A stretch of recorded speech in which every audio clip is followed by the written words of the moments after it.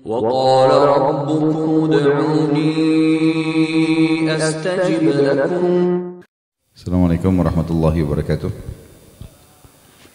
Alhamdulillah, selalu kita memuji Tuhan kita Allah sebagaimana layaknya dipuji sebagai pencipta, dan juga kita panjatkan salawat dan taslim kepada Nabi besar Muhammad sallallahu alaihi wasallam sebagaimana Allah telah memerintahkannya untuk kita. Baiklah, kita akan bahas tentang dimulai Ramadan ini dengan motivasi. Setiap tiba Ramadan, saudaraku seiman, Rasulullah sallallahu alaihi wasallam selalu bersabda, dan setiap momen sebelum Ramadan selalu hadis yang serupa. Beliau mengatakan, hai manusia, telah sampai kepada kalian bulan Ramadan di depan mata sekarang. Seperti kita ini tinggal tunggu hari, insyaallah. Bulan yang penuh dengan berkah dan rahmah. Yang dimaksud dengan penuh dengan berkah adalah segala sesuatunya akan cukup, bahkan melebihi kebutuhan. Seperti kasus misalnya makanan dan minuman. Di bulan Ramadan itu kita tahu walaupun kita sahurnya sedikit, mungkin buka puasanya sedikit, cukup-cukup saja. Bahkan kadang-kadang subhanallah kita sudah makan beberapa butir atau beberapa kue kecil saja, itu sudah terasa kenyang. Begitu pula dengan minuman, kita cukup dengan minum 2-3 gelas sudah terasa dahaga kita yang 8 jam hilang semuanya. Waktu juga sangat panjang kita merasakan, dari pagi rasanya lama sampai menjelang buka puasa. Tentu bukan untuk berlihai-lihai, tapi itu adalah karunia dan berkah dari Allah agar kita betul-betul memaksimalkan waktu. Karena agama Islam adalah agama motorik dan bukan agama vakum. Agama yang tidak mengenal kata-kata kalah, tidak mengenal kata-kata putus asa, tidak mengenal kata-kata tidak bisa, tidak mengenal kata-kata terlambat. Semua dalam kamus itu bagi seorang muslim tidak ada lagi di kamus benaknya atau di otaknya. Karena kita tahu dalam peperangan jihad misalnya, kita tidak pernah mengenal kata-kata kalah. Kalau kita semua terbunuh berarti kita menang mati syahid, walaupun musuh menganggap dirinya menang, atau kita menang melawan mereka. Islam menyuruh kita kalau di tangan kita ada bibit dan besok kiamat disuruh tancapin. Walaupun besok kiamat, tidak ada kata putus asa. Seseorang pernah diceritakan Nabi SAW membunuh 99 jiwa, lalu dia datang kepada seorang abid dan dia mengatakan, bisa nggak saya tobat orang abid ini? Abid ini artinya orang yang suka ibadah tapi nggak punya ilmu. Lalu dia bilang, nggak mungkin kau diterima tobatmu, sudah bunuh 99 jiwa. Lalu dibunuhlah orang ini sehingga genap 100. Lalu kemudian datang orang yang dia datangi seorang yang alim lalu bertanya, apakah saya masih bisa diampuni dosa saya sementara saya sudah bunuh 100 orang? Kata dia, rahmatnya Allah luas. Maka dia pun bertobat dan masuk ke dalam surga. Agama Islam agama yang mulia. Kita berbuat dosa sekian puluh tahun pun selama kita masih hidup masih bisa dimaafkan oleh Sang Pencipta Allah. Agama yang tidak pernah mengenal putus asa. Semuanya kebaikan-kebaikan. Semua yang diperintahkan baik semuanya. Disuruh berbakti sama orang tua, jujur, amanah, tanggung jawab, dermawan, ramah, santun, segala macam. Dan dilarang semua yang buruk-buruk, kasar, mencuri, mengambil haknya orang lain, apalah segala macam dilarang. Maka kita tahu agama yang sangat luar biasa, dan Allah Subhanahu wa taala dengan kemahamurahannya memang memilih beberapa tempat yang dimuliakan dari tempat yang lain. Iya, seperti kasus Mekah dan Madinah dipilih dari tempat yang lain misalnya. Allah juga memilih dari kalangan malaikat ada Jibril, Mikail, Israfil sebagai pemimpin dibandingkan malaikat yang lainnya, walaupun semuanya mulia. Dipilih juga dari para nabi-nabi, daripada manusia dan nabi-nabi dan rasul. Begitu pula dipilih dari waktu, ada bulan Ramadan dibandingkan bulan-bulan yang lain. Makanya Nabi SAW menggembirakan para sahabat, mengatakan akan datang atau telah datang kepada kalian bulan yang penuh dengan berkah plus rahmah. Rahmah adalah kasih sayang dari Allah, karunia Allah akan berikan kita memenuhi segala kebutuhan. Bahkan jarang sekali, mungkin tidak ada kita dengar di bulan Ramadan ada orang kelaparan atau ada orang kehausan, karena memang banyak orang yang berbagi, orang yang bersedekah gitu kan. Dan rahmatnya Allah yang sangat luas, di bulan Ramadan kita di training secara massal untuk menjadi orang baik. Bulan Ramadan mayoritas muslimin puasa di siang hari, malam harinya mereka tarawih. Mereka masuk masjid berlomba-lomba baca Quran. Orang semua sedang berbuat baik. Kalau bulan Ramadan tidak bisa mengubah dengan rahmatnya Allah kita menjadi baik, kira-kira kapan kita akan menjadi baik? Lalu kata Nabi SAW, pada bulan itu Allah melihat persaingan kalian. Tunjukkanlah yang terbaik dari kalian. Bulan itu Allah tutup semua pintu neraka, Allah buka semua pintu surga, Allah ikat semua setan-setan yang jahat. Apa yang dimaksud dengan dibuka pintu surga dan ditutup pintu neraka? Sementara kita, kalaupun dibuka sekarang pintu surga, kita nggak bisa masuk ke dalam. belum meninggal, itu pun nanti harus melalui proses akhirat baru masuk ke sana. Begitu dengan ditutupnya neraka atau dibukanya sekarang, kita tidak tahu akan apa fungsi. Mengatakan yang dimaksud pendaftaran, dibuka pendaftaran untuk masuk ke dalam surga. Iklan resmi dari Sang Pencipta Allah, wahai muslimin, tanggal 1 Ramadan sampai 30 Ramadan dibuka bagi yang mau mendaftar masuk ke surga. Kita tahu kalau sebuah kampus membuka pendaftaran dari tanggal 1 Januari sampai 31 Januari, orang yang mendaftar kemungkinan besar diterima. Orang yang melewati itu bisa diterima, bisa. Ramadan untuk itu. Dan kita harus tahu juga seseorang di antara kita sudah punya tempat sekarang di surga dan sudah punya tempat di neraka. Kalau kita meninggal dalam keadaan beriman dan banyak beramal saleh, kita akan masuk menempati tempat kita di surga. Dan tempat neraka akan diberi kepada orang-orang yang kuasa Allah akan diberikan ke siapapun yang dari hambanya disiksa. Kalau seseorang meninggal fasik, ada dosanya walaupun dia muslim, tidak sempat taubat, maka dia akan melewati nerakanya, kemudian dia masuk ke surganya. Kalau dia meninggal dalam keadaan kafir, dia akan langsung masuk ke nerakanya, dan tempatnya di surga dengan izin Allah diberikan kepada siapa yang dia inginkan. Di bulan Ramadan terbuka pendaftaran masuk surga dan dihapus nama-nama setiap orang yang terkait dari api neraka. Nabi SAW mengatakan, sesungguhnya setiap tiba Allah memiliki penghapusan nama hamba-hambanya dari api neraka, dan itu terjadi pada setiap malam dari malam. Juga dalam hadis yang lain, kalau tiba Ramadan maka Allah menurunkan malaikat, kemudian malaikat itu menyeru mengatakan, hai pelaku kebaikan, bersegeralah meninggikan derajatmu di surga, karena surga sedang dibuka pintunya. Kalau kita biasa di level A, pindah ke level yang lain lebih tinggi. Dan hai pelaku keburukan, berhentilah dan bertaubatlah karena pintu neraka sedang ditutup. Jadi seperti orang kalau buat kriminal nggak masuk penjara. Tentu bukan kita mudah-mudahkan supaya buat kriminal, tidak. Artinya saatnya dia bertaubat kembali ke jalan Allah Subhanahu wa taala. Dan syaitan-syaitan belenggu, musuh kita yang biasa menyesatkan kita dari jalan Allah, belenggu namanya. Di belenggu ini leher, tangan dan kaki diikat. Kalau kita sedang lomba lari, kemudian ada syaitan, ada musuh kita yang sedang bersama dengan kita berlomba lari, lalu dia dibelenggu, kita tetap akan menang. Jalan santai pun kita akan menang. Dan ada orang yang sayang sekali begitu tiba Idul Fitri, bila Allah panjangkan umurnya, dia sudah sampai di garis finish, tinggal selangkah lagi, bukannya memicu lebih cepat, enggak, dia duduk berhenti menunggu syaitan atau musuhnya mendekat, sehingga kembali lagi pada kemaksiatan dan pelanggaran-pelanggaran agama yang telah dilarang. Kalian, Ramadan harus betul-betul dijadikan momen perbaikan jiwa, menjadi lebih baik dari sebelumnya. Dan ada di buku kita ini, kiat-kiat menghidupkan bulan Ramadan, ada dua bahasan. Bahasan yang pertama berhubungan dengan 10 jenis amal soleh yang sangat ditekankan. Kemudian juga ada tuntunan praktis puasa Nabi Muhammad sallallahu alaihi wasallam. Sebagaimana kalau Bapak Ibu lihat daftar isinya ada itu ya. Setelah muqaddimah ada amal-amal soleh bulan Ramadan 10 poin. Kemudian ada yang sebelahnya tuntunan praktis puasa Nabi sallallahu alaihi wasallam, dari definisi puasa, hukum-hukum puasa, keutamaan puasa dan seterusnya, sampai hukum-hukum puasa bagi wanita. Ini saya harapkan setengah buku dari judul tuntunan praktis ini Bapak Ibu baca sendiri di rumah. Saya tinggal fokus ke 10 amal yang diperintahkan oleh Nabi sallallahu alaihi wasallam.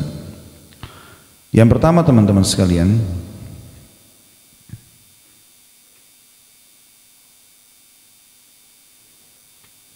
kita akan lihat dulu dari halaman 2 ya.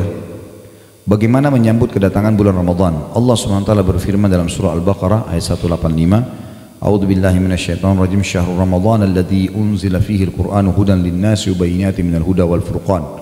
Al-ayah. Beberapa hari yang ditentukan itu ialah bulan Ramadan, bulan di dalamnya diturunkan permulaan pertama sekali turun Al-Qur'an sebagai petunjuk bagi manusia dan penjelasan-penjelasan mengenai petunjuk itu serta pembeda antara hak yang batil dan yang batil. Saudaraku yang mulia, kata penulis, Allah Ta'ala mengistimewakan bulan Ramadan dari bulan-bulan lainnya dengan berbagai keistimewaan dan keutamaan. Di antaranya, bau mulut orang yang berpuasa lebih harum di sisi Allah daripada aroma kasturi. Nanti kita baca hadis ini ya. Para malaikat memohonkan ampunan bagi orang-orang yang puasa hingga berbuka puasa. setiap hari Ramadan, bulan Ramadan, Allah SWT menghiasi surganya seraya berkata, hampir tiba saatnya para hamba-hambaku yang saleh melepaskan segala beban dan gangguan serta menuju kepada engkau hai surga. Para syaitan dibelenggu, pintu-pintu surga dibuka dan pintu neraka ditutup. Di dalamnya terdapat malam Lailatul Qadar, malam lebih baik daripada 1000 bulan. Akan diberi pengampunan bagi orang yang berpuasa pada malam terakhir bulan-bulan Ramadan. Kemudian Allah SWT membebaskan hamba-hamba dari neraka pada setiap malam dari bulan Ramadan. Ini garis besarnya tentunya. Saya langsung masuk ke poinnya. Kita masuk ke halaman 5, amal-amal soleh di bulan Ramadan. Yang pertama, bulan Ramadan dikenal juga dengan bulan puasa, ibadah puasa. Ibadah puasa, saudara sekalian, adalah ibadah yang paling besar pahalanya dan tidak ada yang bisa menyainginya. Ibadah apapun selain daripada puasa. Sesuai dengan hadis Rasulullah SAW dalam hadis yang sahih diriwayatkan oleh Imam Bukhari Muslim, kullu amal ibn Adam lahu al-hasanatu bi asyri amthaliha ila 700 di'fin. Yaqulu Allah azza wa jal illa as-siyama fa innahu li wa ana ajzi bih. Taraka syahwatahu wa ta'amahu wa syarabahu min ajli. Lis-saimi farhatan, farhatun 'inda fitrih wa farhatun 'inda liqa'i rabbih. Wa la khalufu famis saimi atyabu indallahi min rihil misk. Seluruh amal ibadah Bani Adam adalah miliknya dan setiap kebaikan akan dibalas 10 kali lipat hingga 700 kali lipat. Artinya sholat, zakat, haji, bakti sama orang tua, itu kadar pahalanya bisa 10 sampai 700 kali lipat, tergantung kadar keikhlasan seseorang. Kecuali, kata Allah SWT, kecuali ibadah puasa, sesungguhnya ia adalah milikku dan aku akan langsung membalasnya. Sebabnya pahala lebih besar, puasa lebih besar pahalanya karena seseorang yang berpuasa telah menahan diri dari syahwat makanan dan minuman karena aku, kata Allah, karena aku semata. Ada 2 kegembiraan bagi orang yang sedang berpuasa. Kegembiraan saat ia berbuka. Kata ulama hadis ada 3 maknanya ini. Yang pertama, gembira karena dia berhasil menghilangkan rasa hausnya yang sudah dia tahan dan laparan dari pagi hari. Kegembiraan yang lebih tinggi daripada itu adalah berhasilnya dia mengalahkan syaitan. Karena dari sebelum sahur syaitan goda dia supaya tidak puasa, tapi dia terus bertahan sampai azan maghrib, maka dia gembira karena dia berhasil menang. Dan yang ketiga adalah kegembiraan dia karena dia bisa mendapatkan pahala berlipat-lipat pada saat berbuka dengan cara membuka puasakan orang lain juga. Nanti akan kita bahas poin yang ketiga ini. Dan yang kedua adalah kegembiraan tak kalah bertemu dengan Allah karena masuk ke dalam surga. Dan sungguh bau mulut orang yang berpuasa lebih harum di sisi Allah daripada aroma minyak kasturi. Kata para ulama hadis, maksudnya adalah ahli surga nanti dari orang yang suka puasa, kalau dia ngomong maka bau kasturi yang keluar. Dan ini minyak yang sangat wangi dan mahal. Sekarang pun ada tentunya dijual dengan nama kasturi, tapi bukan kasturi itu yang dimaksud.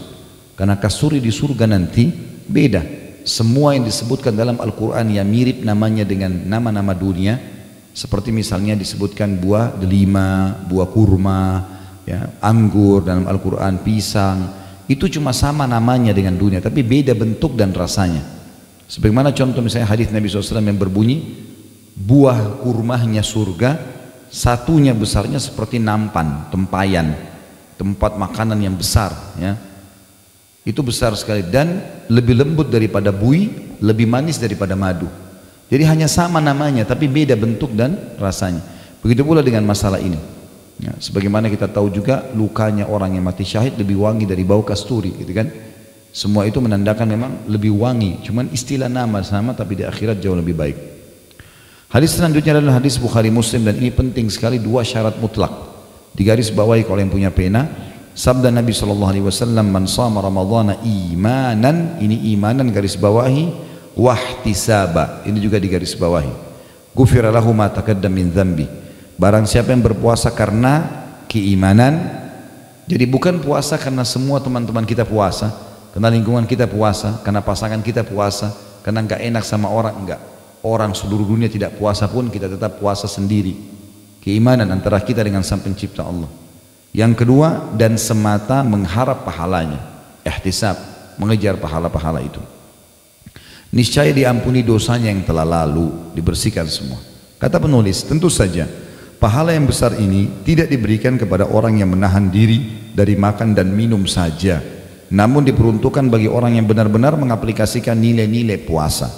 Kalau dia cuma tahan lapar, tahan haus, tapi dosa setiap hari dikerjakan, maka juga puasanya tidak diterima. Contoh misalnya orang tetap puasa tapi tetap dusta. Hadis Nabi SAW riwayat Bukhari berbunyi, "Man lam yadha' qaula az-zuri wal 'amala bihi falaysa lillahi hajatan fi an yadha' ta'amahu wa syarabah." Barang siapa yang tidak menahan diri dari ucapan dusta dan perbuatan dusta, maka sedikit pun Allah tidak sudi menerima puasanya meskipun ia menahan diri dari makan dan minum. Juga dalam riwayat Rasulullah SAW bersabda, riwayat yang lain, hadis riwayat Imam Bukhari Muslim, "As-sawmu junnah, fa idza kana yawma sawmi ahadikum fala yarfuth wa la yafsuq wa la yajhal." Tolong 3 kalimat ini digaris bawahi ya. Fala yarfuth, kata-kata yarfuth, wa la yafsuq, ini juga digaris bawahi, wa la yajhal. 3 ini nanti saya terjemahkan. Fa in sabbahu ahadun falyakul inni imru'un sha'im. Ibadah puasa laksana perisai. Di dalam riwayat yang dikatakan seperti perisai seseorang di antara kalian menangkis serangan musuh. Maksudnya perisai dari api neraka. Kalau ada orang yang mau jadikan puasanya sebagai perisai dari api neraka, dia nggak masuk neraka karena puasa, maka jika dia puasa, janganlah dia berbuat yang senonoh, yang tidak senonoh. Ya. Sini terjemahnya masih global kalau tidak senonoh, tapi makna rafath ya, adalah mengucapkan kalimat syahwat kepada selain pasangan halal. Sayang, cinta, rindu, apalah kekasih, ini semua hanya boleh pada istri atau suami. Suami istri pun boleh mengucapkan, tapi hubungan biologisnya nggak boleh. Tapi ini kalau umum nggak boleh. Siapa yang mau selamat dari api neraka dengan puasanya, jangan rafath, jangan fusuk. Di sini diterjemahkan berbuat jahat, tapi sebenarnya terjemahannya bukan berbuat jahat. Fusuk itu adalah menyentuh secara fisik, kayak pegang, cium, peluk, ya, yang bukan dengan pasangan halal. Kemudian yajhal, di sini ditulis berbuat jahil, sebenarnya maknanya adalah buat sia-sia. Ya, seperti banyak orang yang saya pernah kasih contoh, Ramadan habis waktunya semua di mall. Mall baru buka jam 10 pagi, dia nomor 1 antri. Ya. Kemudian muter-muter sampai buka puasa. Ya. Enggak juga belanja, enggak juga buat apa-apa. Kenapa? Tunggu buka puasa. Kenapa ini sia-sia? Ya. Ada orang yang puasanya diisi hanya dengan tidur. Puasa cuma 1 jam. Dari pagi sampai menjelang jam 5 sore baru bangun. Baru mandi siap buka puasa. Ya. Ada orang juga yang habisin waktu main gaple, buang-buang waktu, omong kosong. Semua tidak ada manfaatnya buat dia. Kenapa enggak majelis ilmu? Kenapa enggak apalah baca Quran? Atau mungkin kembangkan usaha, sesuatu mencari nafkah yang halal. Boleh, yang baik-baik semuanya. Lalu kata Nabi SAW, jika ada yang memaki dirinya ya, atau misalnya mengajaknya bertengkar, maka dia harus berkata, saya sedang berpuasa. Apa maknanya? Tentu teman-teman sekalian, dalam Islam termasuk kehormatan diri kita, kita nggak berkelahi sama orang. Jadi kalau mau tunjukkan kekuatan nanti di kancah peperangan, jihad ada. Tapi sama istri, sama suami, sama anak, sama teman, bukan tempatnya berkelahi ini. Gitu. Kalau ada orang yang ajak bertengkar, maka tinggalkan saja, biarin dia bertengkar sama tembok. Ya. Nggak perlu kita layani. Udah nggak pernah ada gunanya. Gitu. Buang-buang energi untuk apa gitu? Dan Ramadan bulan pelatihan untuk itu. Membiasakan diri untuk tidak bertengkar. Makanya kata Nabi SAW, kalau dia dicaci, dia bertengkar, maaf, saya lagi ikuti program puasa, nggak boleh, puasa melarang saya untuk itu. Dilatih sebulan agar terbiasa mengontrol emosi setelah Ramadan. Karena penyebab penyakit keras ini, penyakit yang masalah stroke, darah tinggi segala macam karena emosional. Ya. Maka dikontrol dengan puasa Ramadan. Ya. Itu maksudnya di sini. Kata beliau, penulis, wahai hamba Allah, jika anda telah berpuasa, maka puasakanlah juga pendengaran, penglihatan, lisan, dan seluruh anggota badan anda.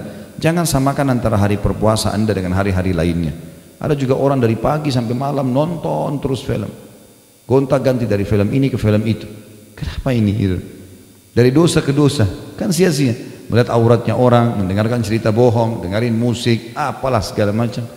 Jadi dosa lagi. Pelatihan Ramadan untuk memperbaiki kita lebih dekat kepada Sang Pencipta Allah. Gitu kan? Berada di zona yang aman dari semua pintu yang syaitan bisa masuk, karena syaitan lagi dibelenggu. Yang kedua, sholat tarawih. Tarawih adalah santai artinya. Sebenarnya tarawih, qiyamul lail, qiyamul Ramadan, ya, tahajud sama saja, cuma beda-beda nama. Khusus di bulan Ramadan dikatakan tarawih karena kita lebih santai. Setelah sholat ba'da isya sudah bisa tahajud. Di luar Ramadan kita dianjurkan tidur dulu, diakhirkan di akhir malam, gitu kan? Jadi makanya dikatakan dia sholat tarawih, orang santai di situ. Nah, sholat tarawih sangat ditekankan dalam Islam, ya. Walaupun dia hukumnya sunnah, sebagaimana disebutkan dalam hadis Nabi SAW riwayat Bukhari Muslim, faedahnya besar sekali, bisa membersihkan dosa-dosa kita yang lalu. Man qama ramadhana imanan wahtisaba ghufira lahu ma taqaddama min dhanbi. Barang siapa menunaikan qiyamul lail pada bulan Ramadan karena keimanan, sama tadi, bukan karena teman-teman kita ajak, bukan karena tidak enak. Memang saya ke masjid mau sholat tarawih karena perintah Allah. Orang tidak ada yang tarawih pun kita tetap tarawih gitu, seperti itulah. Dan mengharapkan pahalanya, maka akan diampuni semua dosa-dosanya yang lalu. Salat malam sangat ditekankan teman-teman sekalian, sebagaimana misalnya dalam surah Al-Furqan ayat 63 dan ayat 64, A'udzu billahi minasyaitonir rajim wa ibadur rahmanil ladzina yamshuna 'alal ardi hauna wa idza khatabahumul jahiluna qalu salama walladzina yabituna li rabbihim sujjadan wa qiyama. Dan hamba-hamba yang baik dari Rabb yang Maha Penyayang, maksudnya orang-orang yang berprestasi dari hamba-hamba Allah ialah orang-orang yang berjalan di muka bumi dengan rendah hati, enggak ada kesombongan, ya. Dan apabila orang-orang yang jahil menyapa mereka, tadi diajak berkelahi, diajak bertengkar, maka mereka mengucapkan kata-kata yang mengandung keselamatan. Ya sudahlah, terserah kamu, bertengkar di sama tembok atau pohon sana, ya. Saya nggak mau ikut-ikutan, ya. Dan orang-orang ini saksi bahasan yang melalui malam-malam hari mereka dengan sujud dan berdiri untuk Rabb mereka. Mengerjakan salat malam adalah kebiasaan Rasulullah sallallahu alaihi wasallam dan para sahabat juga ridwanullahi alaihim, sehingga Aisyah radhiyallahu anha berkata, janganlah kalian tinggalkan salat malam, sebab Rasulullah SAW tidak pernah meninggalkannya, kendati pun beliau sakit atau sedang lesu, beliau tetap mengerjakannya dengan duduk. Kalau capek betul-betul boleh. Dan di salat sunnah teman-teman sekalian kita boleh kerjakan walaupun kita duduk, kalau sunnah, salat sunnah walaupun kita tidak capek. Misal salat ba'da isya, saya nggak mau berdiri, saya mau duduk aja, boleh, tapi pahalanya setengah pahala orang yang berdiri. Salat wajib nggak boleh, harus ada uzur baru bisa duduk. Makanya di sini dikatakan kalau Nabi SAW betul-betul lesu, capek, beliau kerjakan salat tahajud dengan duduk pun, gitu kan. Dan alhamdulillah tidak makan waktu yang lama gitu. Ramadan mengajar kita untuk itu. Jadi sebulan penuh kita dibiasakan untuk salat tarawih, dan alhamdulillah di Indonesia semua masjid kita menghidupkan itu agar kita terbiasa menerapkannya dalam kehidupan kita. Umar bin Khattab radhiyallahu anhu biasa mengerjakan salat malam. Bila tiba di pertengahan malam, beliau segera membangunkan keluarganya untuk salat. Beliau sambil berseru, salat, salat, seraya membaca firman Allah dalam surah Thaha ayat 132, A'udzu billahi minasyaitonir rajim wa'mur ahlaka bis salati wastabir 'alaiha la nas'aluka rizqa nahnu narzuquk wal aqibatu lit taqwa. Dan suruhlah keluargamu mendirikan salat dan bersabarlah kamu dalam mengerjakannya. Kami tidak pernah meminta rezeki kepada kalian, kamilah yang memberi rezeki kepada kalian, dan akibat yang baik itu adalah bagi orang-orang yang bertakwa. Ibnu Umar radhiyallahu anhu pernah membaca firman Allah dalam surah Az-Zumar ayat 9, A'udzu billahi minasyaitonir rajim amman huwa qanitun ana al-laili sajidan wa qa'iman yahdharul akhirata wa yarju rahmat rabbih. Apakah kamu wahai orang-orang musyrik di Mekah lebih beruntung ataukah orang-orang yang beribadah di waktu-waktu malam dengan sujud dan berdiri, sedangkan ia takut kepada azab akhirat dan mengharapkan rahmat Rabbnya? Ibnu Umar berkata, orang yang dimaksud dalam ayat ini adalah Uthman bin Affan radhiyallahu anhu. Ibnu Abi Hatim berkata, Ibnu Umar radhiyallahu anhu mengatakan hal itu karena banyaknya sholat malam dan tilawah yang dilakukan oleh Amir Mu'minin Uthman bin Affan hingga, perhatikan kalimat ini ya, terkadang beliau membaca seluruh Al-Quran dalam satu rakaat. Dalam riwayat lain dikatakan Uthman bin Affan baca 30 juz di rakaat terakhir witir, yang biasa Bapak Ibu baca Qul Huwallahu Ahad itu. Nah itu Uthman bin Affan baca 30 juz, ya. Kita ada yang bilang bagaimana bisa ya, itu kuasa Allah, Allah berkahi. Yang penting kalau orang sudah rutin kerjakan, Allah akan berkahi waktunya. Alqamah bin Qais menceritakan, pada suatu ketika aku bermalam bersama Abdullah bin Mas'ud radhiyallahu anhu, ia bangun untuk sholat pada awal malam. Beliau membaca surah seperti bacaan imam di masjid, maksudnya dengan mengeraskan suara. Beliau baca dengan tartil, tartil artinya tanpa terburu-buru, hingga dapat didengar oleh orang yang berada di dekatnya. Beliau terus sholat hingga menjelang terbit fajar. Antara selesai sholat malam dengan terbit fajar, jaraknya kira-kira antara azan maghrib hingga selesai sholat maghrib. Setelah itu beliau mengerjakan sholat witir. Artinya orang ini Alqamah menceritakan tentang sholat malamnya sahabat Nabi yang bernama Abdullah bin Mas'ud radhiyallahu anhum. Di dalam riwayat lain As-Sa'ib bin Zaid disebutkan bahwa ia berkata, pada saat itu imam membaca beratus-ratus ayat di sholat malam, dia ikut berjamaah. sehingga kami bersandar dengan tongkat karena lamanya berdiri. Lalu ia berkata, kami baru selesai saat menjelang fajar datang. Catatannya di sini, wahai saudaraku, kata beliau, sebaiknya pada saat engkau sholat tarawih, engkau menyempurnakan sholat tarawih bersama imam, agar engkau termasuk orang-orang yang menghidupkan Ramadan dengan semalam suntuk sholat malam. Sebagaimana sabda Nabi SAW riwayat Abu Dawud, Tirmidzi, Nasai dan Ibnu Majah, man qama ma imamihi hatta yansarifa kutiba lahu qiyamul lailah. Barang siapa yang sholat tarawih bersama imam hingga selesai, maka akan dituliskan baginya pahala sholat semalam suntuk. Dibayangkan kalau kita habis sholat isya, kita sholat 2 rakaat nih, qiyamul lail, salam, sholat lagi, salam, sampai subuh. Itu berat sekali. Tapi bisa kita dapatkan dengan cara sholat berjamaah tarawih bersama imam di masjid, laki-laki atau perempuan, gitu kan? Sama saja perintahnya. Kemudian imamnya bubar, sampai bubar, maksudnya sampai selesai sholat witirnya, maka dicatat bagi kita semalam suntuk sholat. Makanya saya sarankan teman-teman sekalian, kalau mau sholat 8 rakaat atau 11 rakaat, sholat di masjid yang 11 rakaat, supaya kita bubar bersama imam, gitu kan? Nah, kalau imamnya selesai salam, sudah bubar namanya, sholat witir. Kalau imamnya masih ngobrol, nggak ada masalah. Yang penting sudah selesai bubar sholatnya. Kalau kita mau sholat 23, cari masjid yang 23, gitu kan? Supaya lebih tepat mendapatkan pahala ini. Yang ketiga, sedekah. Disebutkan Rasulullah SAW adalah orang yang sangat dermawan, dan kedermawan beliau semakin bertambah di bulan Ramadan. Kebaikan-kebaikan yang beliau lakukan di bulan Ramadan melebihi angin yang terhembus. Maksudnya saking semangatnya Nabi SAW lakukan. Dalam sebuah hadis beliau SAW bersabda dalam hadis riwayat Tirmidzi dari Anas radhiyallahu anhu, afdalus sadaqati sadaqatun fi Ramadan. Sedekah yang paling utama adalah pada bulan Ramadan. Zaid bin Salim meriwayatkan dari ayahandanya bahwasanya dia berkata, saya mendengar Umar bin Khattab radhiyallahu anhu berkata, Rasulullah SAW memerintahkan kami agar bersedekah, dan kebetulan aku sedang memiliki harta. Jadi Umar bercerita di sini. Maka aku berkata, pada hari ini aku akan melebihi Abu Bakar, karena selama ini Umar selalu menganggap mau bersaing dengan Abu Bakar dalam hal-hal ibadah, karena Abu Bakar sangat luar biasa dalam mengerjakan. Satu waktu Rasulullah SAW bilang, ayo sedekah. Umar bilang, hari ini aku akan mengalahkan Abu Bakar. Umar berkata, lalu aku pun membawa setengah hartaku. Lalu Rasulullah SAW bersabda kepadaku, apa yang kamu tinggalkan untuk keluargamu? Maka Umar berkata, sebanyak ini juga, setengah harta lagi. Jawabku, lalu datanglah Abu Bakar radhiyallahu anhu dengan membawa seluruh hartanya. Lalu Rasulullah SAW bertanya, apa yang kau sisakan untuk keluargamu? Maka ia menjawab, aku sisakan bagi mereka Allah dan Rasulnya. Maka aku berkata, Umar berkata, aku tidak akan mampu melebihimu wahai Abu Bakar selamanya. Ini persaingan positif di antara sahabat. Tentu yang dimaksud sini adalah sedekahnya Abu Bakar seluruh harta adalah yang dia miliki pada hari itu ya. Bukan berarti kita harus jual semua aset kita, rumah, mobil, segala macam kita sedekahin, tidak. Tapi Abu Bakar misalnya kalau kita rasionalkan, kalau sekarang kita lagi jalan ada di kantong kita 1 juta rupiah, ada orang miskin lewat, maka dikasih semua 1 juta itu. Abu Bakar begitu cara sedekahnya. Ada orang minta, dia nggak setengah-setengah, apa yang dia pegang dikasih semuanya. Seperti itulah. Itu yang dimaksud dengan perilaku di sini. Jadi bukan menghabiskan seluruh hartanya, tapi apa yang sedang dia pegang pada saat itu. Diriwayatkan juga dari Talha bin Yahya bin Talha bahwa ia berkata, nenekku. Jadi ini cucu menceritakan tentang neneknya. Neneknya bernama Su'dah binti Auf al-Murriyah, dan ini adalah istri Talha bin Ubaidillah. Perlu Bapak Ibu tahu, Talha bin Ubaidillah adalah salah satu dari 10 sahabat yang dijamin masuk surga.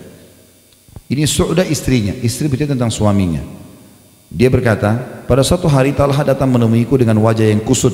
Aku bertanya kepadanya, mengapa wajahmu kusut seperti itu? Apa yang terjadi di atas dirimu? Ada sesuatu yang dapat aku bantu? Istri bertanya, si Su'dah bertanya pada suaminya Talha. Lalu Talha menjawab, terima kasih, kau adalah sebaik-baik istri seorang muslim.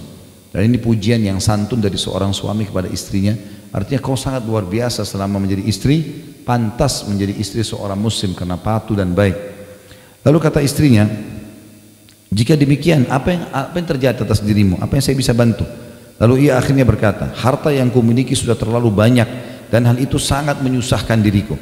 Maka istrinya berkata, aku berkata padanya, jangan terlalu menyusahkan dirimu, bagikan saja harta itu. Saya mau tanya ibu-ibu di belakang, begini nggak sama suaminya?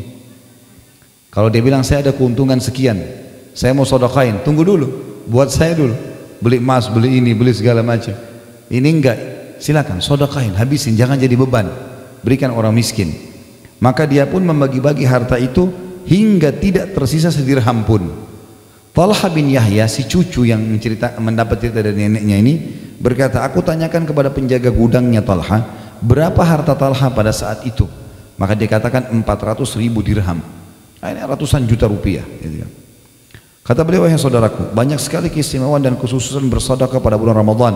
Maka hendaknya engkau bersegera mengerjakannya. Keluarkanlah dengan segera sedekahmu sesuai dengan keluasan rezeki yang ada padamu. Ada beberapa bentuk sedekah di bulan Ramadan yang bisa dilakukan. Yang pertama, memberi makan orang. Jadi seperti contoh saya kasih contoh saya. Misalnya ada keluarga miskin di dekat rumah kita tahu dia misalnya ada 5 keluarga, 10 keluarga, maka kita siapin sebelum Ramadan kebutuhan dia sebulan. Misal berasnya, gulanya, tehnya, jadi dia pakai sahur, dia pakai buka puasa segala macam. Itu yang dimaksud di sini, memberi makan. Ya. Sesuai dengan firman Allah Subhanahu Wa Taala yang berbunyi dalam surah Al-Insan ayat 8 sampai ayat 12. Wa yut'imuna at-ta'ama ala hubbihi miskinan wa yatiman wa asira innama nut'imukum liwajhillahi la nuridu minkum jazaa'an wala syukura inna nakhafu min rabbina yawman abusan qamtarira. ووقاهم الله شر ذلك اليوم ولقاهم نضرة وسرورا وجزاهم بما صبروا جنة وحريرا. Dan mereka memberikan makanan yang disukainya kepada orang miskin, anak-anak yatim dan orang-orang yang ditawan. Tawanan perang juga disuruh kasih makan. Sesungguhnya kami memberi makan kepada kalian hanyalah untuk mengharapkan keridhaan Allah. Kami tidak menghendaki balasan dari kalian. Ini sifat sedekah yang diterima sama Allah, tidak berharap balasan yang setimpal dari orang itu. Dan juga kami tidak pernah, tidak pula berharap ucapan terima kasih. Tidak usah, kalau dia tidak mau terima kasih urusan dia. Gak perlu kita bilang, masa sudah saya kasih gak terima kasih? Gak ada urusan antara kita sama Allah. Dia menerima harta itu tapi kita mendapatkan ridhonya Allah. Sesungguhnya kami takut akan azab Rabb kami. Kami sedekah gara-gara kami takut disiksa sama Allah pada suatu hari yang di hari itu orang-orang bermuka masam penuh kesulitan. Maka Rabb mereka memelihara mereka dari kesusahan hari itu karena sedekahnya maksudnya, dan memberikan kepada mereka kejernihan wajah dan kegembiraan hati, dan dia memberi balasan kepada mereka karena kesabaran mereka dengan surga dan pakaian sutra. Para salafus soleh senantiasa berlomba-lomba dalam memberi makan dan mereka lebih mengutamakannya dari ibadah-ibadah lainnya, baik dengan memberi makan yang sedang lapar ataupun memberi makan seorang saudara yang saleh. Tidak disyaratkan yang diberi makan harus seorang yang fakir, orang kaya juga boleh. Kita buka puasakan kerabat kita, kita berikan kepada orang tua kita yang kaya, nggak ada urusannya sama sekali. Intinya kita memberi makan orang. Dalam sebuah hadis Rasulullah SAW bersabda dalam hadis riwayat Tirmidzi dengan sanad hasan, ayyuma mu'minin at'ama mu'minan ala ju'in at'amahu Allah min thimaril jannah wa man saqa mu'minan ala dhama'in saqahu Allah minar rahiqil makhtum. Siapa saja di antara orang mukmin yang memberi makan saudaranya sesama mukmin yang lapar, niscaya Allah akan memberinya buah-buahan surga. Siapa saja di antara orang mukmin yang memberi minum saudaranya sesama mukmin yang dahaga, niscaya Allah akan memberinya minuman rahiqil makhtum. Ini adalah minuman di surga.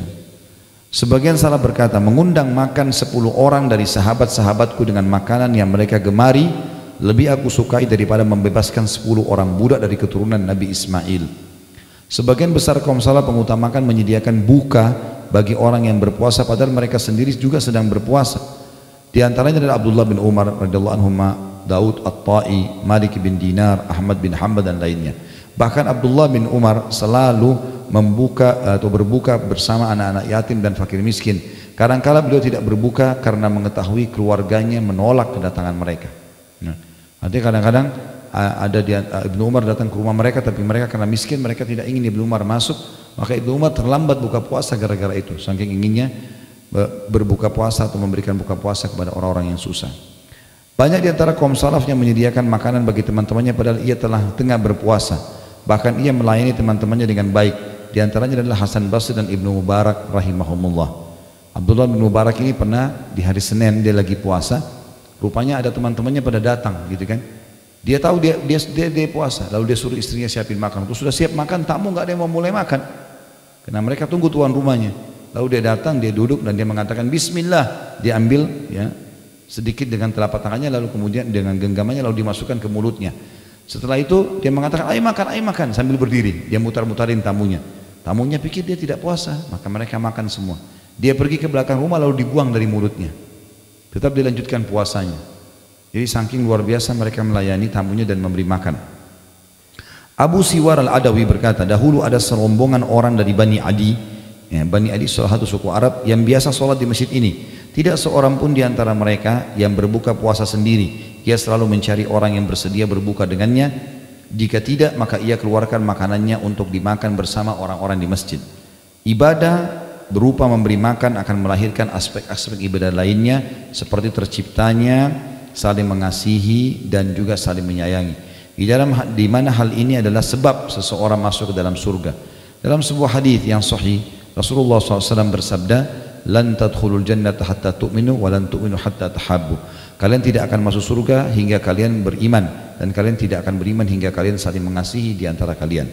Di antaranya juga bermajlis dengan orang-orang soleh serta mengharap pahala dari menolong mereka. Ini maksudnya adalah kita datang ke orang soleh lalu kita bayarin bulanannya dia misalnya. Maka itu termasuk dalam masalah ini. Kemudian menolong mereka dalam ketaatan yang mereka dapat lakukan disebabkan makanan yang engkau berikan. Ya. Jadi ini termasuk yang kami buat di program yayasan begitu. Mencari ayah dan ibu angkat seseorang dai lalu membiayai hidupnya. Termasuk di Ramadan insya Allah kita juga buat program mengumrohkan dai dan mengumrohkan orang miskin.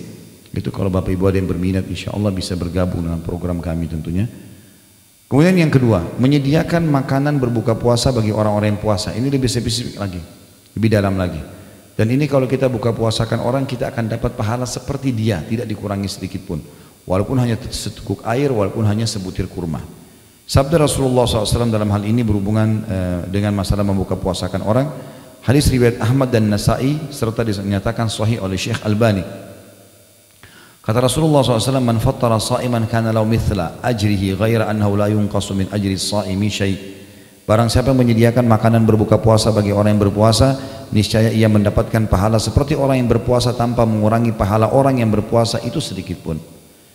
Salman Al-Farisi radhiyallahu anhu menuturkan berkata, "Wa man fattara fihi sa'iman kana maghfiratan lidunubihi wa itqa raqabatihi minan nar." Kana lahu mithal ajrihi ghaira annahu la yunqasu min ajri as-sa'imi syai'. Barang siapa menyediakan makanan berbuka bagi orang-orang yang berpuasa, maka itu akan menjadi penghapus dosa-dosanya dan menjadi pembebas dirinya dari api neraka, dan ia akan mendapat pahala seperti orang yang berpuasa tanpa mengurangi pahala orang yang berpuasa itu sedikit pun. Saya punya pengalaman di Madinah waktu pertama saya datang di sana.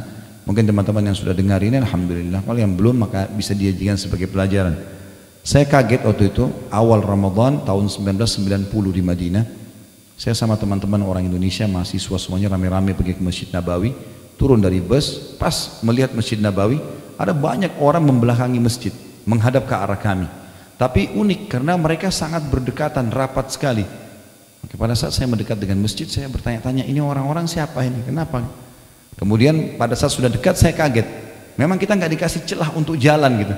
Tiba-tiba saya dipegang, dipeluk, teman-teman Indonesia juga ini dipeluk sama yang lainnya. Saya tidak kenal, saya tidak tahu lihat wajahnya, saya nggak kenal orang ini. Saya tahu jawabannya waktu dia bisikin kuping saya. Dia bilang, "Akhi, saudaraku, tolong buka puasa di tempat saya ya." Jadi dia mau dapat pahala membuka puasakan orang walaupun tidak dikenal.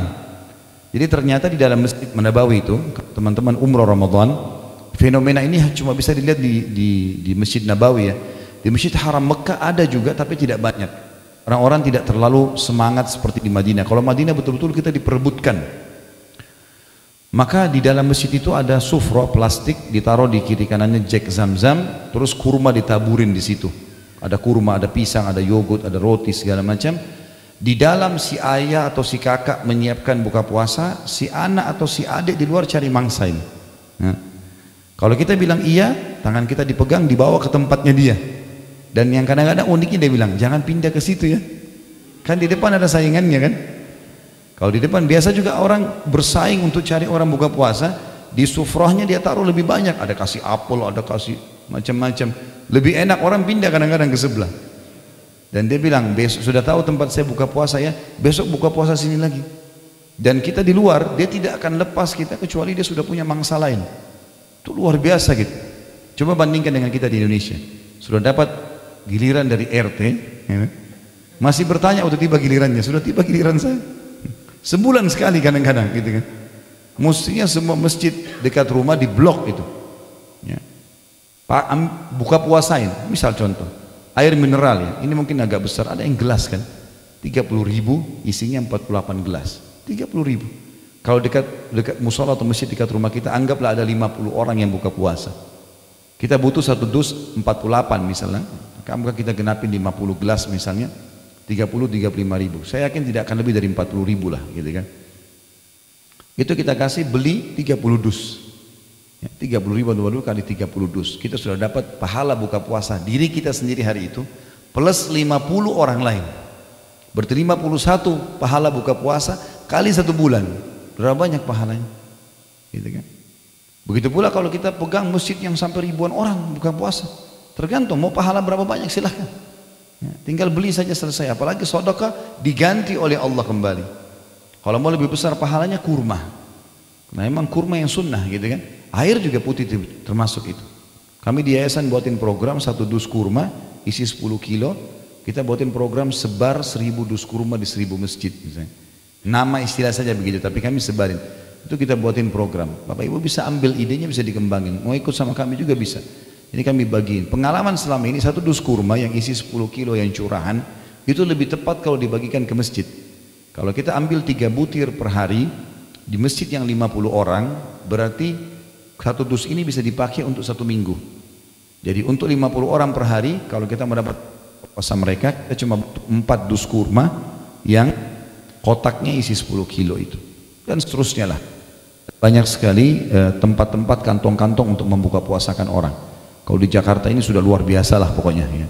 Orang-orang banyak pulang kantor, kadang-kadang di pinggir jalan itu buka puasa, kita bisa bagiin air, bagiin rumah, bagiin apa saja, bisa saja ya. Dan itu semua adalah ajang-ajang pahala. Kemudian dalam para sahabat Nabi SAW berkata, wahai Rasulullah, tidak semua orang mampu menyediakan buka puasa orang yang berpuasa. Maka Rasulullah SAW bersabda di dalam hadis ya, yang diriwayatkan dalam hadis yang sahih ini ya. Di sini tidak disebutkan perawinya ya. Tetapi yang saya tahu hadis ini hadis sahih, kata Nabi SAW, yu'tillahu hadha thawab liman fattara sa'iman ala midhkati labanin aw tamratin aw syurbati ma'in wa man saqa sa'iman saqahu Allah min haudi syurbatan la yadma'u ba'daha hatta yadkhulal jannah. Pahala buka puasa itu Allah akan berikan bagi siapa saja yang menyediakan makanan bagi orang yang berbuka puasa, meskipun hanya berupa susu tapi bercampur air, karena tidak adanya susunya maka dicampur air, atau sebutir kurma atau seteguk air. Barang siapa yang memberi seteguk air bagi orang yang berbuka, maka Allah akan memberinya minum seteguk air dari telagaku. Dia tidak akan dahaga selamanya hingga dia masuk ke dalam surga. Jadi ini kesempatan luar biasa.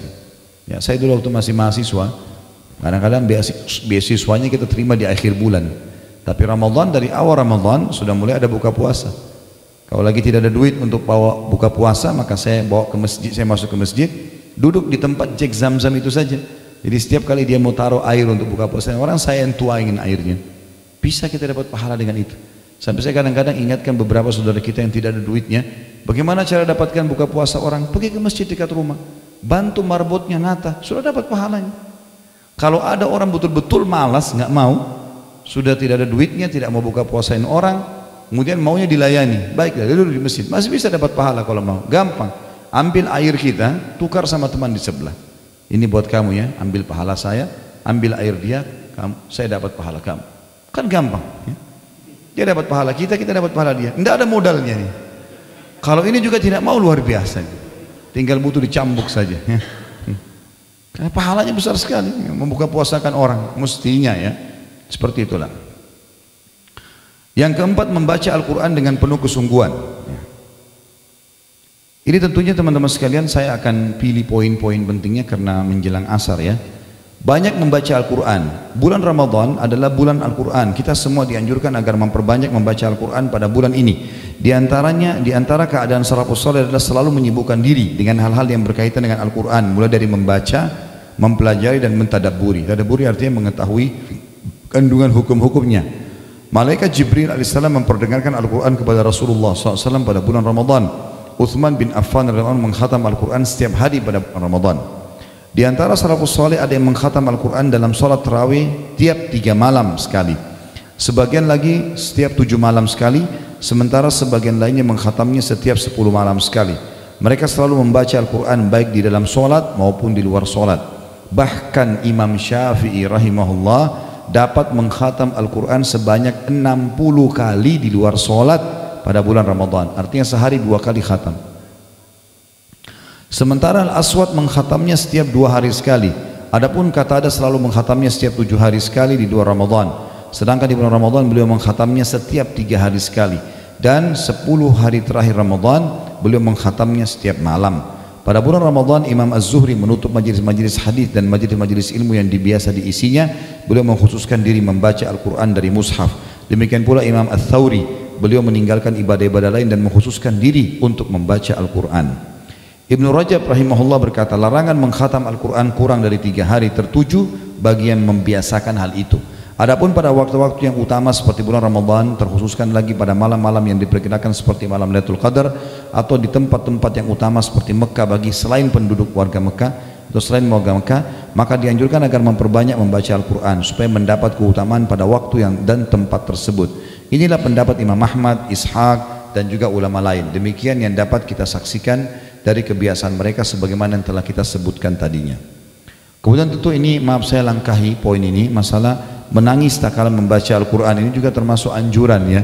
Tentu ini dengan cara membaca dan mengerti artinya. Dengan mengerti artinya. Saya angkat satu riwayat saja di sini. Kita lihat dalam Sahih Bukhari dikatakan Abdullah bin Mas'ud radhiyallahu anhu bahwasanya ia berkata, Rasulullah SAW bersabda, bacalah Al-Quran untukku. Aku berkata, apakah aku membaca untuk anda ya Rasulullah, sementara ia diturunkan kepada anda? Rasulullah SAW bersabda, aku senang mendengarkan dari orang lain. Maka aku pun, kata Abdullah bin Mas'ud, membaca untuk Nabi SAW surah An-Nisa hingga sampailah pada firman Allah yang berbunyi, A'udzu billahi minasyaitonir rajim, fa kaifa idza ji'na min kulli ummatin bi syahidin wa ji'na bika 'ala haula'i syahida. Bagaimana kalau hal orang-orang kafir, keadaan orang-orang kafir apabila kami mendatangkan seorang saksi atau rasul dan tiap-tiap umat dari tiap-tiap umat, dan kami mendatangkan kamu hai Muhammad sebagai saksi atas mereka, ya, sebagai atau untuk mereka sebagai umat, artinya umat mungkin akan aku ajak untuk memberikan saksi kepada mereka. Lalu beliau berkata, Nabi SAW berkata kepada Abdullah bin Mas'ud, hasbuka, cukuplah, sampai sini selesai bacaannya. Aku menoleh ke beliau, ternyata kedua mata beliau meneteskan air mata. Ini tentu teman-teman sekalian dianjurkan kita membacanya. Sebagaimana juga dalam hadis di situ ada, la yalijun nara man baka min khasyatillah, tidak akan masuk neraka orang yang menangis karena takut kepada Allah. Saya tidak bacakan semua sekali lagi, kita pindah ke halaman 23. Poin 5, tetap duduk dalam masjid hingga terbit matahari. Dan ini beranjak daripada hadis, ya, riwayat Muslim, apabila Rasulullah SAW selesai menunaikan salat subuh, beliau selalu duduk di tempat salatnya hingga terbit matahari. Imam Tirmidzi juga meriwayatkan sebuah hadis dari Anas bin Malik radhiyallahu anhu dari Rasulullah SAW bahwa beliau bersabda, man shallal fajra fi jama'atin thumma qa'ada yadhkurullah hatta tatlu'a asy-syams thumma shalla rak'ataini kanat lahu ka'ajri hajjatin aw umrah tammatun tammatun tammah. Barang siapa yang sholat fajar berjamaah di masjid, kemudian dia tetap duduk berzikir mengingat Allah hingga terbit matahari, lalu sholat 2 rakaat. Ada pendapat ulama mengatakan sholat syuruk, ada yang mengatakan sholat duha. Dua-duanya boleh. Maka seakan-akan dia telah mendapatkan pahala haji dan umrah sempurna, sempurna, sempurna. Nah, ini kesempatan diperoleh di bulan Ramadan. Ya, apalagi kalau teman-teman yang kerja di hari weekend bisa, di Sabtu pagi, di Ahad pagi, ini juga boleh dilakukan. Yang keenam, ini poin keenam juga mungkin akan saya langkahi secara globalnya ya, secara spesifiknya, tapi saya akan terangkan secara global. Iktikaf. Iktikaf artinya mengikat diri dalam masjid untuk ibadah kepada Allah dengan meninggalkan semua aktivitas dunia. Dan sebagian ulama mengatakan minimal iktikaf yang baik itu adalah antara sholat ke sholat, duhur ke asar, ya, maghrib ke isya, itu minimal. Kalau 10 akhir Ramadan dianjurkan minimal 1 malam. Minimal 1 malam. Kalau yang saya pernah lakukan, saya kadang-kadang di 10 terakhir Ramadan, terutama di malam ganjil, kalau lagi tidak keluar kota, lagi di Jakarta, saya sering membawa istri sama anak saya pergi ke Atin, waktu itu karena dekat dengan rumah kami. Kemudian ikut sholat isya berjamaah, sholat tarawih, kemudian bawa ada termos teh, bawa makanan untuk sahur segala macam, dan kita boleh menebar tempat yang semua orang banyak itikaf di situ. Duduk baca Quran, nasihatin, saling nasihatin gitu kan. Nanti jam 1 ada sholat qiyamul lail lagi sampai sekitar hampir jam 3 sahur, habis sholat subuh pulang ke rumah, gitu kan. Terutama di malam-malam ganjil. Dan Rasulullah SAW bahkan dalam hadis Bukhari itikaf 10 malam semuanya, tidak terkecuali semuanya diikat dirinya di dalam masjid. Tentu di sini teman-teman sekalian cukup panjang bahasanya, beberapa lembar ada definisi itikaf, ada hikmah disyariatkannya, ya. Kemudian juga ada di sini hukum itikaf itu sendiri, ada amalan-amalan sunnah bagi orang itikaf, ada perkara-perkara yang dibolehkan bagi orang yang itikaf, ya. Kemudian juga ada perkara-perkara yang dimakruhkan bagi orang itikaf, ada perkara-perkara yang membatalkan itikaf, waktu memasuki tempat untuk itikaf, dan beberapa catatan-catatan penting yang ditulis di sini. Namun saya sekali lagi tidak membaca semua ini karena yang penting tadi globalnya sudah saya jelaskan, ya. Nah, waktu kita ya sudah menjelang azan asar. Yang ketujuh, umroh di bulan Ramadan, dan ini sangat ditekankan. Saya sudah pernah jelaskan teman-teman sekalian, kalau ada rezeki jangan ditunda. Umroh dan haji ini kerjakan. Kata Nabi SAW, ya, umroh dan haji yang dikerjakan secara berkesinambungan akan menghilangkan kesusahan hidup dan kemiskinan sebagaimana api menghilangkan karat dari besi. Artinya sedekah yang kita keluarkan di umroh akan diganti oleh Allah. Itu poin. Jadi nggak usah khawatir berapapun jumlah yang kita keluarkan, akan diganti oleh Allah. Di bulan Ramadan secara khusus pahalanya ekstra, sama dengan pahala haji. Jadi 3 jam umrah itu sama dengan pahala 6 hari haji, gitu kan. 6 hari yang dipakai untuk haji, tanggal 8 sampai tanggal 13 Zulhijjah. Sesuai dengan hadis Nabi SAW riwayat Bukhari Muslim, umratu fi Ramadan ta'dilu hajjah. Pahala umrah di bulan Ramadan sama dengan ibadah haji. Dan kita tahu haji yang sahih, haji yang benar akan diampuni dosanya, ya, seperti baru dilahirkan oleh ibunya. Riwayat lain berbunyi hajjatan ma'i, sama dengan mengerjakan haji bersamaku, kata Nabi SAW. Yang kedelapan, mencari malam Lailatul Qadar, dan kita sudah tahu dalam surah Al-Qadr tentunya, ya, dia lebih baik daripada 1000 bulan, ya. Rasulullah SAW bersabda, yang sangat ditekankan di Lailatul Qadar ada 2, sholat tahajudnya dan membaca doa yang akan kita baca nanti sebentar lagi riwayatnya. Kalau tentang sholat malamnya, hadis Bukhari Muslim di halaman 35 di situ, Rasulullah SAW bersabda, man qama lailatul qadri imanan wa ihtisaba ghufira lahu ma taqaddama min dzambi. Barang siapa yang bangun di malam Lailatul Qadar karena keimanan dan mengharap pahala, maka dosa-dosanya yang lalu akan diampuni. Juga dalam Musnad Imam Ahmad, Rasulullah SAW bersabda, man qama ibtigha'aha thumma waqa'at lahu ghufira lahu ma taqaddama min dzambi wa ma ta'akhkhar. Siapa yang bangun untuk mengerjakan sholat malam karena betul-betul di Lailatul Qadar, ya, mencari pahalanya, maka akan diampuni dosa-dosanya yang telah lalu dan juga yang akan datang. Jadi ini intinya adalah amal yang pertama di Lailatul Qadar kita sholat malam. Yang kedua di halaman 37, pas di atas poin 9 itu ada riwayat, dan dalam kitab Sahih diriwayatkan dari Aisyah radhiyallahu anha, beliau berkata, ya Rasulullah, apa yang aku baca bila bertepatan pada malam itu? Maka Rasulullah SAW bersabda, bacalah Allahumma innaka afuwun tuhibbul afwa fa'fu anni. Ya Allah, sungguhnya engkau maha memberi ampunan dan menyukai orang-orang yang memohon ampun, maka ampunilah aku. Lailatul Qadar poinnya adalah lebih baik daripada 1000 bulan atau 83 tahun plus 4 bulan. Belum tentu umur kita sepanjang itu. Jadi intinya kalau kita semua pasti akan lalu Lailatul Qadar, pasti. Karena malam itu kita lalui selama kita hidup, kan. Tapi siapa yang dapat taufik dari Allah untuk mengerjakan, makanya kita harus niat minta kepada Allah agar diberikan. Kalau kita sempat ucapkan subhanallah 1 kali saja pas Lailatul Qadar, maka lebih baik daripada 1000 bulan. Artinya seperti kita ucapkan itu 1000 bulan atau 83 tahun plus 4 bulan. Sedekah 10.000 rupiah sama sedekah selama berulang-ulang 1000 bulan. Begitu pula dengan sholatnya, begitu pula dengan apa saja ibadah yang kita kerjakan, seperti itulah pahalanya. Jadi sangat besar, luar biasa gitu. Sangat luar biasa besarnya. Yang ke-9 teman-teman sekalian adalah memperbanyak zikir, doa dan istighfar, dan ini sudah umum tentunya, ya. Artinya di bulan Ramadan kita maksimalkan ini, banyak istighfar, banyak berdoa kepada Allah SWT, ya. Banyak berzikir, zikir pagi sore yang maksudnya kita baca. Cuma yang saya ingin titik beratkan di sini bisa dilihat di halaman 38. Kata beliau di sini penulis, sebelum berpisah wahai saudaraku, setelah kita bertamasya di taman-taman surga di bawah naungan amal-amal soleh, ada sesuatu perkara penting yang ingin saya sampaikan. Tahukah kamu apa itu? Kata beliau, tepat sekali, yaitu ikhlas. Berapa banyak orang yang berpuasa kan tetapi tidak mendapatkan apapun dari puasanya kecuali lapar dan dahaga. Berapa banyak orang yang mengerjakan sholat tarawih namun tidak mendapatkan apapun dari selain kantuk dan capek. Semoga Allah SWT menghindarkan kita semua dari situ. Makanya Nabi SAW mengatakan keimanan dan mengharapkan pahalanya. Keimanan dan mengharapkan pahalanya. Yang terakhir di halaman 40 di situ ada tidak berbuat hal yang sia-sia pada bulan Ramadan. Dan ini tentu sudah umum tadi ya. Jadi jangan buang-buang waktu yang tidak ada gunanya. Jangan cuma pakai tidur, jangan cuma pakai buang-buang waktu. Baca Al-Quran, dengarkan ceramah, kembangkan ide-ide yang baik, yang positif ya. Puasa Ramadan tidak harus membuat kita vakum. Jadi tidak ada kata-kata lemas, malas, putus asa, nggak ada lagi itu dalam Islam. Sebagaimana saya jelaskan tadi di pembukaan. Bulan Ramadan juga teman-teman sekalian bukan bulan balas dendam untuk makan. Ya, maksudnya begini, ada orang pada saat dia tidak sahur, begitu mau buka puasa, luar biasa makanan. Yang merah, yang biru, yang kuning, yang hijau. Tapi nggak dimakan juga, gitu kan? Jadi bukan untuk balas dendam. Seorang dokter Katolik dari Eropa masuk Islam gara-gara dia mengetahui kemanfaat orang puasa. Maka dia mengatakan orang yang paling sehat adalah orang-orang Islam karena mereka punya terapi puasa seminggu 2 kali, Senin dan Kamis. Mereka punya terapi puasa sebulan 3 hari, Ayyamul Bid. Mereka punya terapi setahun sekali dengan puasa Ramadan. Karena usus kita istirahat. Ini kalau badan kita mesin udah rusak nih. Masuk dingin, masuk panas, masuk pedas. Wah, luar biasa.